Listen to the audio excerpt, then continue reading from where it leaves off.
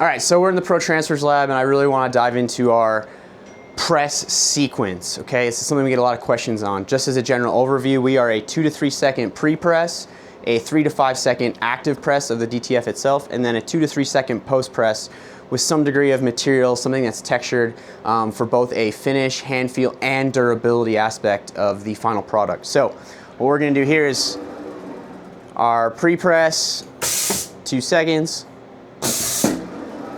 Just gonna layer the transfer up there. Switch the time real quick, and again, we're going for a 5 second active press here, and then it's an immediate hot peel. Relatively quick peel.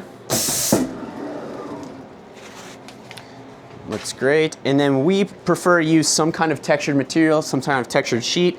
Will depend upon a little bit of the material, what you're going for. But again, we really find that this post press helps with durability, the hand feel, and also sometimes it can kind of help change some of the glossiness or the shininess of the DTF transfer itself. So that looks great. One thing I really want to point out here is our press today is set at 310 to 315 degrees. I've had this press running for about a half an hour. I've been pressing it blank for about 20 times. That is crucial to get the platen and the heating elements evenly heated, ready to rock and roll, warmed up essentially.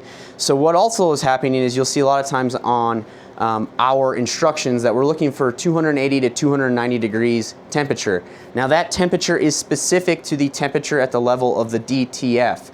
So the reason we have this set up here to 310 to 315 right now is because it's not necessarily getting this temperature of the DTF to that level. This is getting you in the ballpark, okay? And what we use when we're setting up our presses every day and dialing in the temperature we're needing is a heat gun as we're pressing to get it closer and closer and closer, as well as a heating probe to making sure that temperature at the level of the DTF, because it's crucial to get those substrates to that temperature for them to activate and get into the materials the way you need to, okay? Now, you can get a cheap heat gun at Home Depot, which might again get you close, but the accuracy of the temperature of this is gonna really be important to the quality of the hand feel, the time and temperature and press as well. So what we want to make sure we do is get it dialed in. You're gonna have to set your own settings up in your lab based on the environmental conditions, the humidity, the temperature in the room, how much you're pressing it, the airflow. That will change, and each press is unique to itself. So there is a large degree